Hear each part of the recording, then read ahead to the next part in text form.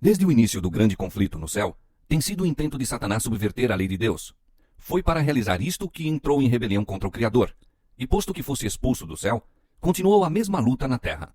Enganar os homens, levando-os assim a transgredir a lei de Deus, é o objetivo que perseverantemente tem procurado atingir. Quer seja isto alcançado pondo de parte toda a lei, quer rejeitando um de seus preceitos, o resultado será finalmente o mesmo. Aquele que tropeçar em um só ponto, manifesta desprezo pela lei toda.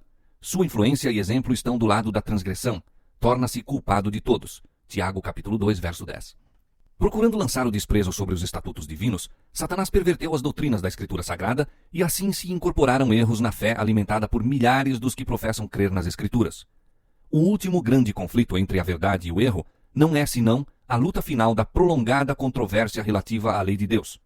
Estamos agora a entrar nesta batalha entre as leis dos homens e os preceitos de Jeová, entre a religião da Bíblia e a religião das fábulas e da tradição.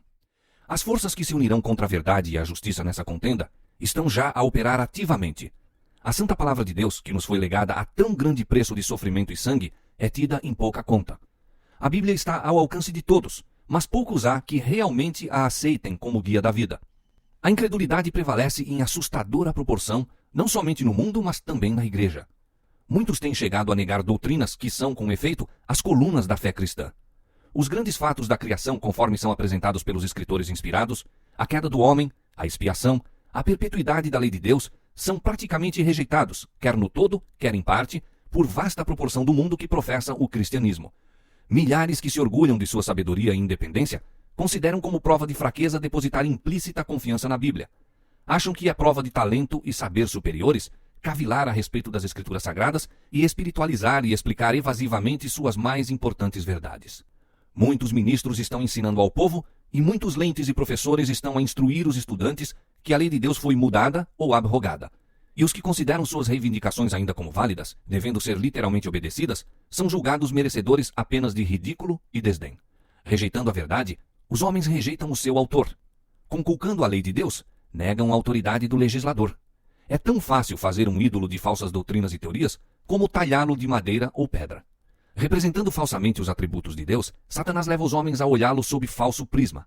Para muitos, um ídolo filosófico é entronizado em lugar de Jeová, enquanto o Deus vivo, conforme é revelado em sua palavra, em Cristo e nas obras da criação, é adorado apenas por poucos. Milhares deificam a natureza, enquanto negam o Deus da natureza. Posto que, de forma diversa, existe hoje a idolatria no mundo cristão tão verdadeiramente como existiu entre o antigo Israel nos dias de Elias. O Deus de muitos homens que se professam sábios, de filósofos, poetas, políticos, jornalistas, o Deus dos seletos centros da moda, de muitos colégios e universidades, mesmo de algumas instituições teológicas, pouco melhor é do que Baal, o Deus Sol da Fenícia. Nenhum erro aceito pelo mundo cristão fere mais audaciosamente a autoridade do céu, nenhum se opõe mais diretamente aos ditames da razão, nenhum é mais pernicioso em seus resultados do que a doutrina moderna, que tão rapidamente ganha terreno, de que a lei de Deus não mais vigora para os homens. Toda nação tem suas leis que impõem respeito e obediência. Nenhum governo poderia existir sem elas. E pode-se conceber que o Criador dos céus e da terra não tenha lei para governar os seres que fez? Suponde que clérigos preeminentes estivessem a ensinar publicamente que os estatutos que governam seu país e protegem os direitos de seus cidadãos não são obrigatórios, que cerceiam a liberdade do povo e, portanto, não devem ser obedecidos. Quanto tempo seriam tolerados esses homens no púlpito? É, porém, ofensa mais grave desatender às leis dos estados e nações do que pisar os preceitos divinos que são o fundamento de todo o governo? Seria muito mais razoável que nações abolissem seus estatutos e permitissem ao povo fazer o que lhe aprovesse, do que o governador do universo anular sua lei e deixar o mundo sem uma norma para condenar o culpado ou justificar o obediente. Qual seria o resultado de abolir a lei de Deus? A experiência já foi feita. Terríveis foram as cenas perpetradas na França quando o ateísmo se tornou o poder dirigente. Demonstrou-se então ao mundo que sacudir as restrições estabelecidas por Deus corresponde a aceitar o governo do mais cruel dos tiranos. Quando a norma da justiça é posta de lado, abre-se o caminho ao príncipe do mal para estabelecer seu poder na terra. Quando quer que os preceitos divinos sejam rejeitados, o pecado deixa de parecer repelente ou a justiça desejável. Os que se recusam a sujeitar-se ao governo de Deus são de todo inaptos para se governarem a si próprios. Mediante seus perniciosos ensinos, implanta-se o espírito de rebeldia no coração das crianças e jovens, por natureza adversos à disciplina, tendo isso como resultado a ilegalidade e desregramento na sociedade. Ao mesmo tempo em que escarnecem da credulidade dos que obedecem aos preceitos de Deus, as multidões avidamente aceitam os enganos de Satanás, dão rédeas à concupiscência e praticam os pecados que atrairiam juízo sobre os ímpios.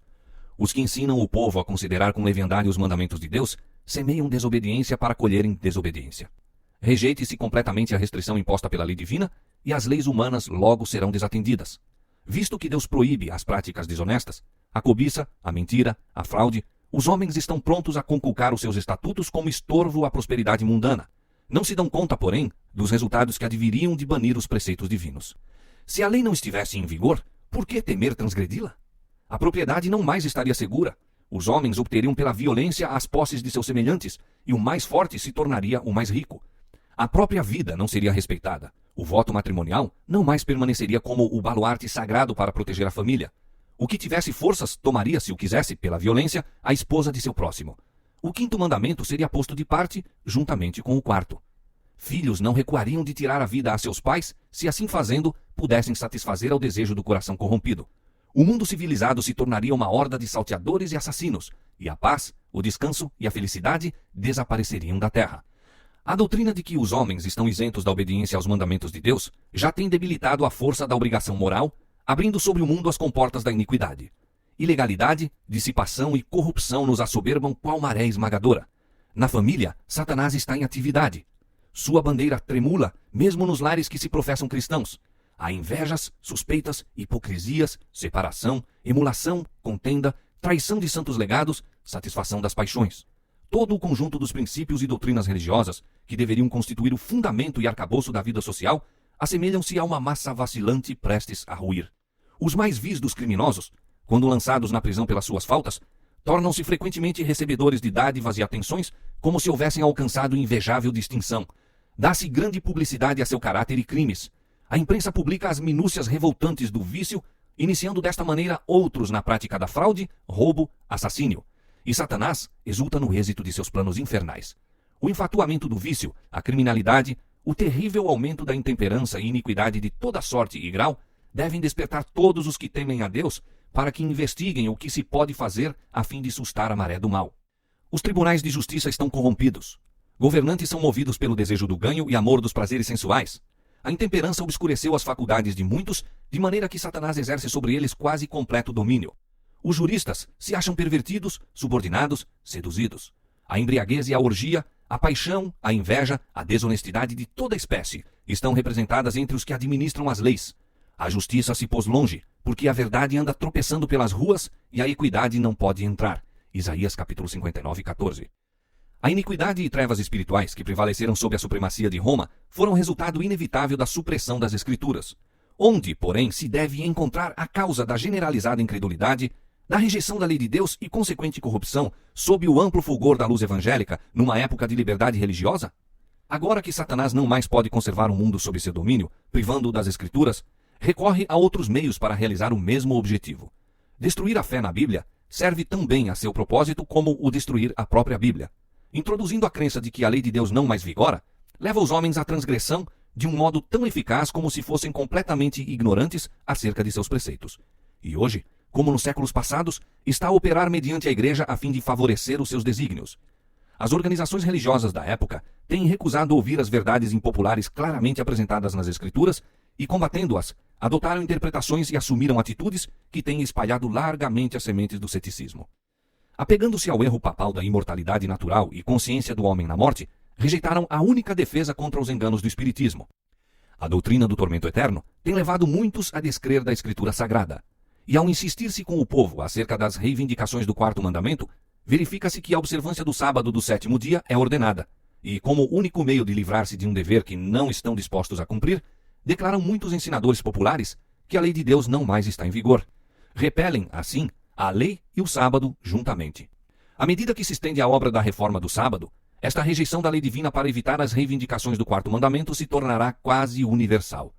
Os ensinos dos dirigentes religiosos abriram a porta à incredulidade, ao espiritismo e ao desdém para com a santa lei de Deus.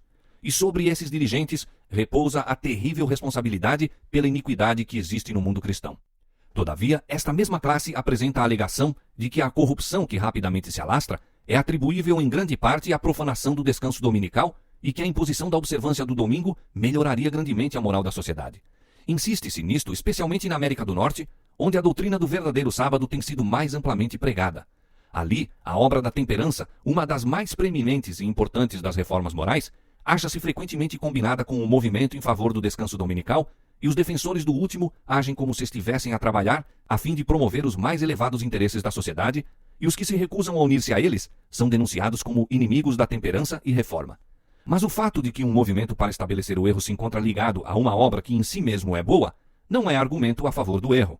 Podemos disfarçar o veneno misturando-o com o alimento saudável, mas não mudamos a sua natureza. Ao contrário, torna-se mais perigoso o veneno, visto ser mais fácil que ele seja tomado inadvertidamente. É um dos ardis de Satanás combinar com a falsidade precisamente uma porção suficiente de verdade para que lhe dê caráter plausível.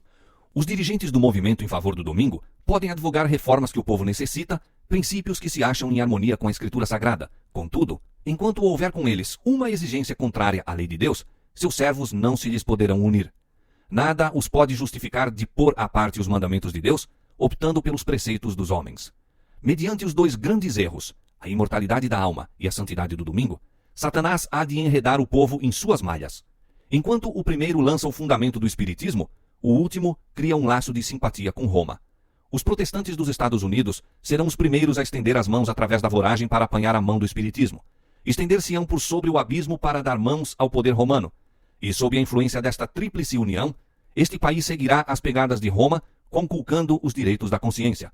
Imitando mais de perto o cristianismo nominal da época, o espiritismo tem maior poder para enganar e enredar. O próprio Satanás está convertido conforme a nova ordem de coisas. Ele aparecerá no aspecto de anjo de luz. Mediante a agência do espiritismo, operar-se-ão prodígios, os doentes serão curados e se efetuarão muitas e inegáveis maravilhas. E como os espíritos professarão fé na Escritura Sagrada e demonstrarão respeito pelas instituições da Igreja, sua obra será aceita como manifestação do poder divino. A linha de separação entre cristãos professos e ímpios é agora dificilmente discernida. Os membros da Igreja amam o que o mundo ama e estão prontos para se unirem a ele, e Satanás está resolvido a uni-los em um só corpo e assim fortalecer sua causa, arrastando-os todos para as fileiras do espiritismo. Os romanistas, que se gloriam dos milagres como sinal certo da verdadeira Igreja, serão facilmente enganados por este poder operador de prodígios, e os protestantes, tendo rejeitado o escudo da verdade, serão também iludidos. Romanistas, protestantes e mundanos juntamente aceitarão a forma de piedade destituída de sua eficácia e verão nesta aliança um grandioso movimento para a conversão do mundo e o começo do milênio há tanto esperado. Por meio do espiritismo, Satanás aparece como benfeitor da humanidade, curando as doenças do povo e pretendendo apresentar um novo e mais elevado sistema de fé religiosa. Ao mesmo tempo, porém, ele opera como destruidor. Suas tentações estão levando multidões à ruína. A intemperança destrona a razão. Seguem-se a satisfação sensual, a contenda e a matança. Satanás deleita-se na guerra, pois esta excita as mais vis paixões da alma, arrastando então para a eternidade as suas vítimas engolfadas no vício e sangue. É seu objetivo incitar as nações à guerra umas contra as outras, pois pode assim desviar o espírito do povo da obra de preparo para estar em pé no dia de Deus. Satanás também opera por meio dos elementos a fim de enceleirar sua messe de almas desprevenidas. Estudou os segredos dos laboratórios da natureza e emprega todo o seu poder para dirigir os elementos tanto quanto o permite Deus. Quando lhe foi permitido afligir a Jó, quão rapidamente rebanhos e gado, servos, casas, filhos foram assolados, seguindo-se em um momento uma desgraça a outra. É Deus que protege as suas criaturas, guardando-as do poder do destruidor. Mas o mundo cristão mostrou desdém pela lei de Jeová, e o Senhor fará exatamente o que declarou que faria. Retirará suas bênçãos da terra, removendo o seu cuidado protetor dos que se estão rebelando contra a sua lei, e ensinando e forçando outros a fazerem o mesmo. Satanás exerce domínio sobre todos os que Deus não guarda especialmente. Ajudará e fará prosperar alguns, a fim de favorecer os seus próprios intuitos. Trará calamidade sobre outros e levará os homens a crer que é Deus que os aflige. Ao mesmo tempo em que aparece aos filhos dos homens como o grande médico que pode curar todas as enfermidades, trará moléstias e desgraças até que cidades populosas se reduzam à ruína e desolação. Mesmo agora está ele em atividade. Nos acidentes e calamidades no mar e em terra, nos grandes incêndios, nos violentos furacões e terríveis saraivadas, nas tempestades, inundações, ciclones, ressacas e terremotos, em toda parte e sob milhares de formas, Satanás está exercendo o seu poder. Destrói a seara que está a madurar e seguem-se fome, angústia. Comunica ao ar infecção mortal e milhares perecem pela pestilência. Estas visitações devem tornar-se mais e mais frequentes e desastrosas. A destruição será tanto sobre o homem como sobre os animais. A terra planteia e se murcha. Enfraquecem os mais altos dos povos. Na verdade, a terra está contaminada por causa dos seus moradores, porquanto transgridem as leis, mudam os estatutos e quebram a aliança eterna. Isaías capítulo 24, versos 4 e 5. E então o grande enganador persuadirá os homens de que os que servem a Deus estão motivando esses males. A classe que provocou o descontentamento do céu atribuirá todas as suas inquietações àqueles cuja obediência aos mandamentos de Deus é perpétua reprovação aos transgressores. Declarar-se-á que os homens estão ofendendo a Deus pela violação do descanso dominical, que este pecado acarretou calamidades que não cessarão antes que a observância do domingo seja estritamente imposta, e que os que apresentam os requisitos do quarto mandamento, destruindo assim a reverência pelo domingo, são perturbadores do povo, impedindo a sua restauração ao favor divino e a prosperidade temporal.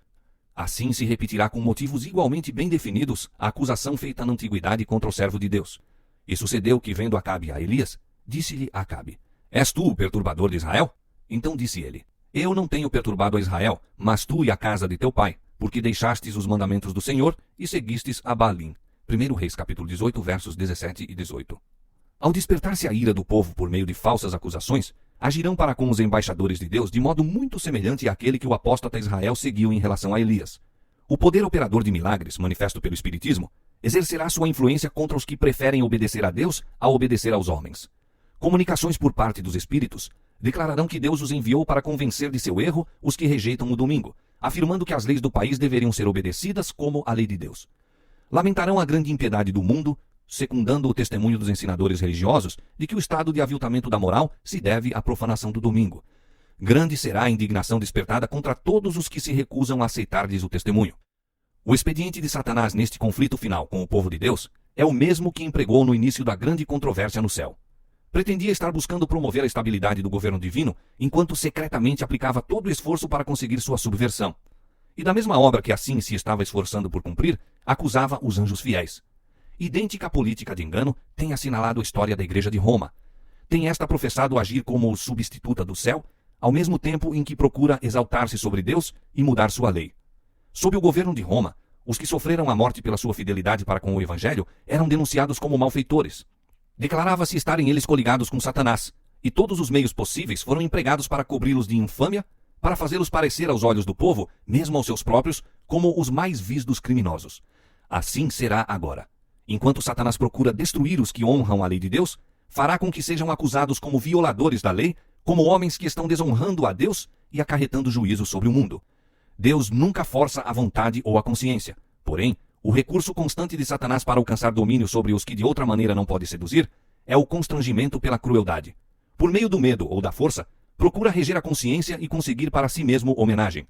Para realizar isto, opera tanto pelas autoridades eclesiásticas como pelas seculares, levando-as à imposição de leis humanas em desafio à lei de Deus. Os que honram o sábado bíblico serão denunciados como inimigos da lei e da ordem, como que a derribar as restrições morais da sociedade, causando anarquia e corrupção e atraindo os juízos de Deus sobre a terra. Declarar-se-á que seus conscienciosos escrúpulos são teimosia, obstinação e desdém à autoridade. Serão acusados de deslealdade para com o governo. Ministros que negam a obrigação da lei divina apresentarão do púlpito o dever de prestar obediência às autoridades civis como ordenadas de Deus. Nas assembleias legislativas e tribunais de justiça, os observadores dos mandamentos serão caluniados e condenados. Dar-se-á um falso colorido às suas palavras. A pior interpretação será dada aos seus intuitos. Ao rejeitarem as igrejas protestantes os argumentos claros das Escrituras Sagradas, em defesa da lei de Deus, almejarão fazer silenciar aqueles cuja fé não podem subverter pela Bíblia. Embora fechem os olhos ao fato, estão agora a enveredar por caminho que levará à perseguição dos que conscienciosamente se recusam a fazer o que o resto do mundo cristão se acha a praticar e a reconhecer as pretensões do sábado papal. Os dignitários da Igreja e do Estado unir-se-ão para subornar, persuadir ou forçar todas as classes a honrar o domingo. A falta de autoridade divina será suprida por legislação opressiva. A corrupção política está destruindo o amor à justiça e a consideração para com a verdade, e mesmo na livre América do Norte, governantes e legisladores, a fim de conseguir o favor do público, cederão ao pedido popular de uma lei que imponha a observância do domingo. A liberdade de consciência, obtida a tão elevado preço de sacrifício, não mais será respeitada. No conflito prestes a se desencadear, veremos exemplificadas as palavras do profeta. O dragão irou-se contra a mulher, e foi fazer guerra ao resto da sua semente, os que guardam os mandamentos de Deus e têm o testemunho de Jesus Cristo. Apocalipse capítulo 12, verso 17.